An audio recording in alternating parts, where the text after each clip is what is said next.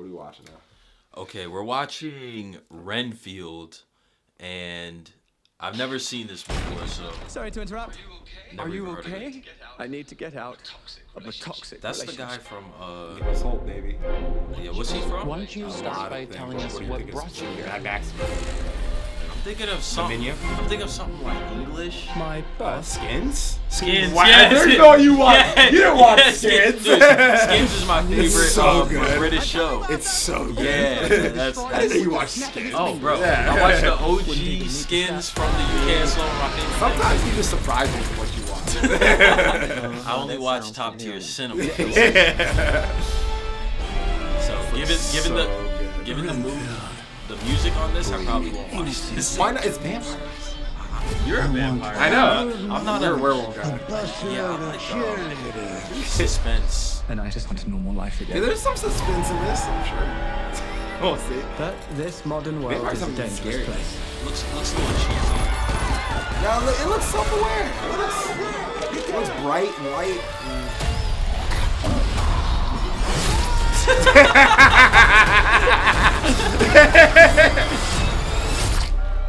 It's Marvel. Thank you.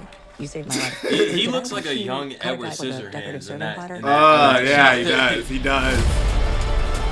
Let me explain. My boss gave me this power. In return, I tend to his needs, including care, feeding. I tend to like your boss is but like That's what they're saying. Like, you can You're use like therapy the guy thing that right gets here. the villain's yeah. Postmates. Oh, that's you her. were Her name is focusing on Kwon. your Yeah, I love her. Dude, she is so far. No, her name's He's Aquafina. Exactly. He won't grow to full power. What? That's so weird. Why would you phrase it like that? But yes. Hi. Are you here for the meeting? Yeah, Nicolas Cage will do anything. That's why he's Call me the legendary. Dark One. That's why he's legendary. The Lord of Death. To most, You can't tell me that Nicolas Cage I am.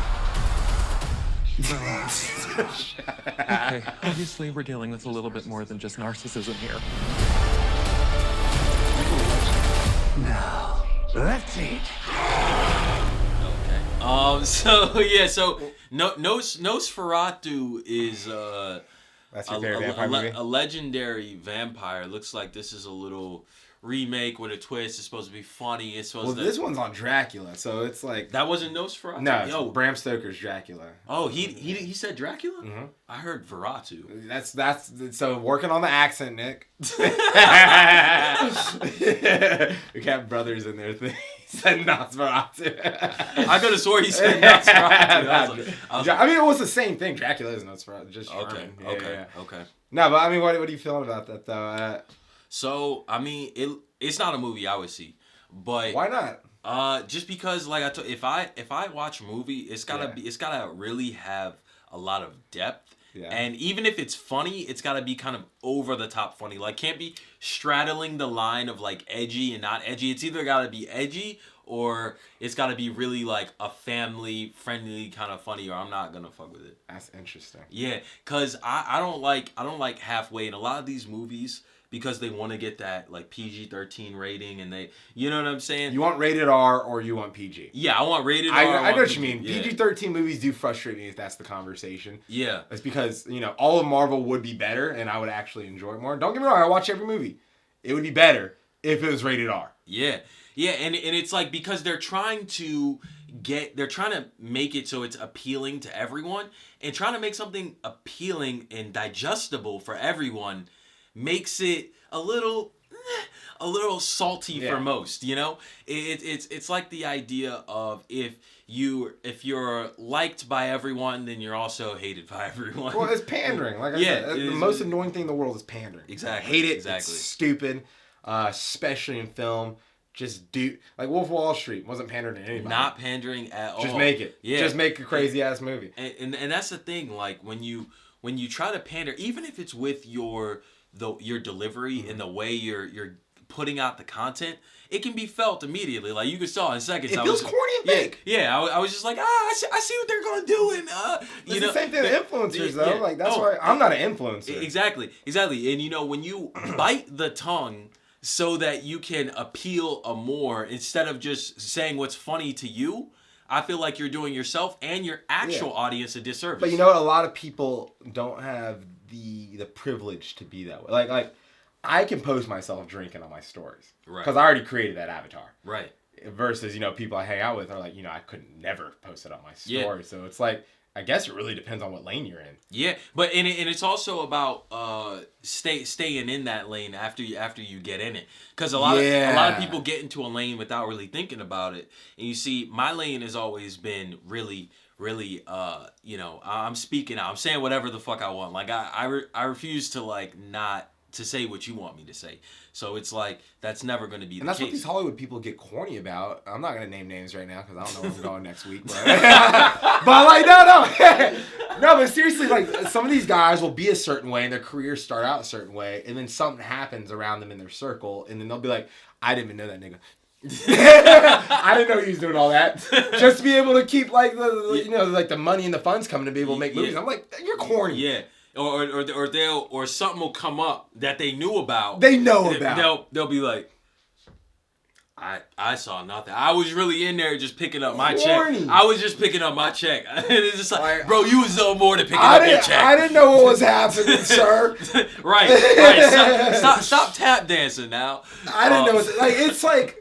Come on. Like, you know what? It was a good run. Yeah. I made my millions. I did that. Yeah. It's going to be, I mean, can I say that when I actually get to that place? We'll see. Hopefully I stay consistent. Yeah. But, I mean, that's the issue from the outside looking in. Yeah. And I would say that's ultimately the goal, is to be like a Wayans Brothers and be like that type of creator. Even if you're not the biggest, you still have your own platform and you can say what you want to say. You can make the jokes about who you want to make the jokes about. Mm-hmm. You don't have to go, because I'm relying on these big people and their money and they have all these sponsors, that now that if I say something about this, then now I have to worry about not being able to pay X, Y, and Z. Well, that's why I like comedians a lot. Like Bill Burr is one of my favorites. Or Dave Chappelle. People are like... Sam Morril. Yeah, Sam Morril. Like, these people are like, you know what? I'm going to say this shit on the stage, and you guys are going to pay me for it. Like, did you watch... we need to watch Bill Burr's rant in Philadelphia sometime. Yeah. Bill Burr's a top 5 comedian for me. I watch all his stuff, and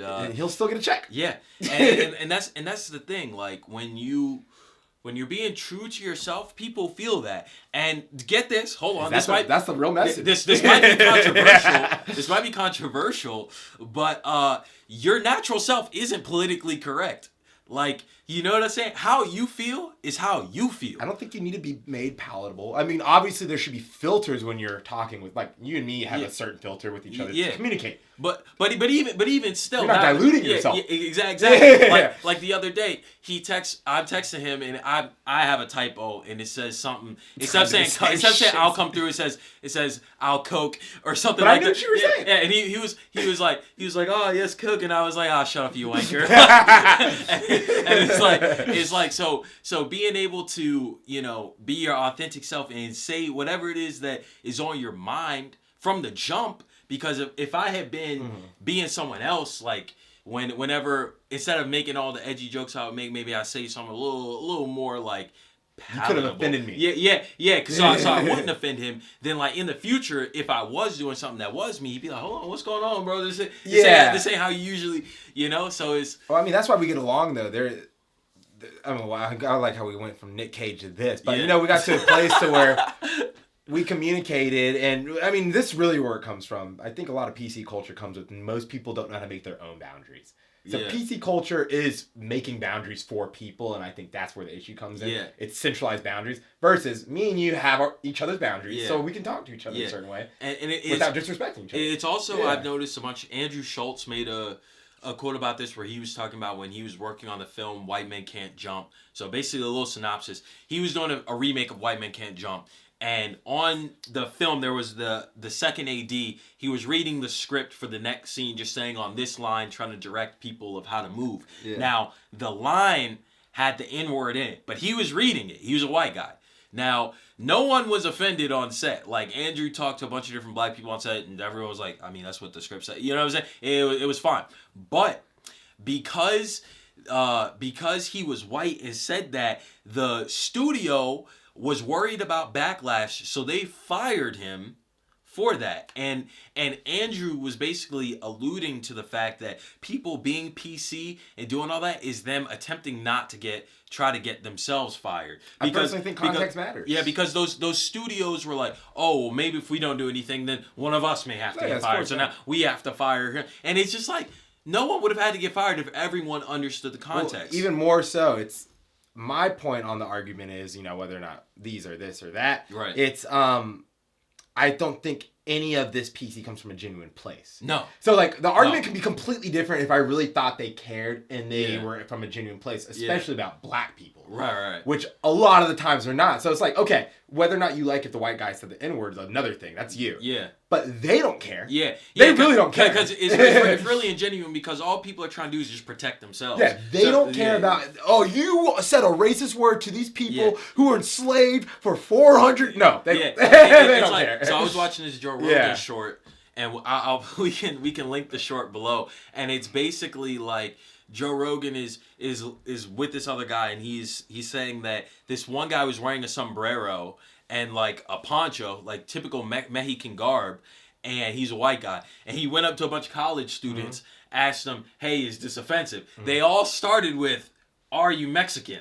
And then so he would go, "No," and then they would go, "Yeah." And so but they had to ask, right? And then he goes to Mexico. Yeah. He's in a Mexican town with the garb on, walks up to 4 or 5 different Mexican people, old, like all older, and he's like, "Is this offensive?" And they're like, "No." That's normal clothing out there. Yeah, and he was like, "No, you look great." Like, it's a shirt. Yeah. he's like, "You got that shit on, brother." Like, no, it's not like it's religious garments that he's purposely making comedy about. I mean, even if it is religious, because get this, right? It's all about who's doing it and what they're doing. No, and it's context. Because you notice when everyone goes to Dubai and everyone has on the turbans and it's because that's a appropriate thing to wear when you're in the sand. Like, no, it's all contextual. Yeah. And but no one goes, oh, hold on, that's offensive. Oh. No, you see every person on Instagram, and when they're in Dubai, when they're in Egypt, they got the fucking robe and the shit. It's what you do. America has gotten too complacent. They're very comfortable. A lot of people, true racism exists, don't get me wrong, but a lot of people haven't witnessed it, so everything is chalked up to the word race, and I think it dampens the word, like we've been talking about the entire time, because true racism needs to have its place. Yeah.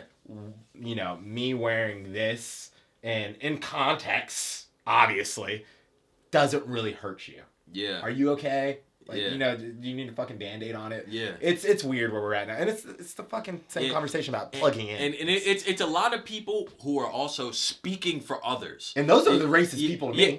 Those are the most racist because people. it's like they're trying to come from this idea, well, if I protect them, then I'm a good one. No, the fuck you ain't. You know what it is? It's this generational white guilt that's unnecessary because they're not actually helping anything. Right. They're just telling people how they are on your team. Yeah, they're not fixing. They're or virtue helping. signaling. Like you want to help a black person, why don't you hire a black person? I'm gonna put some Cash App in this description. You know what I'm saying? Like, you know what I mean? throw some bands. No, well, that's what I was saying during a lot of marches and movements. I'm like, because it's so annoying to me that white people are coming up to me and like, "Are you okay?" I'm like, why? Because I'm black? Like, you know what I mean? It's like they get so uncomfortable. It's like we're in a weird place. It's like the cop's foot wasn't on my neck. Like, you know. Yeah, it's like I'm not feeling everything every black person's feeling. That being said, it's like what I do feel you never ask about. Yeah. It's only when something's happening on the news. Yeah, Wow, that's an issue. And it's a shame it took Nicolas Cage dressing up as Dracula to have this conversation. Just to really have this conversation. He's really who y'all need to be going to. Jesus you need Christ. to stop telling other white people what not to say and start watching more Nicolas Cage, because then you will understand like where pandering really has its place, and like you would be like, okay, maybe we shouldn't pander here. You know. So you watching the movie with me? We'll give it a little. I'll give it a 20-minute. I'm not gonna be the type of person to be like, hey man, fuck that shit. If I've never even given it a chance, I like to give stuff a chance. You know, don't be a hypocrite. Give something a chance, especially black people. Give something a chance. If it's black people, give them $1. Damn.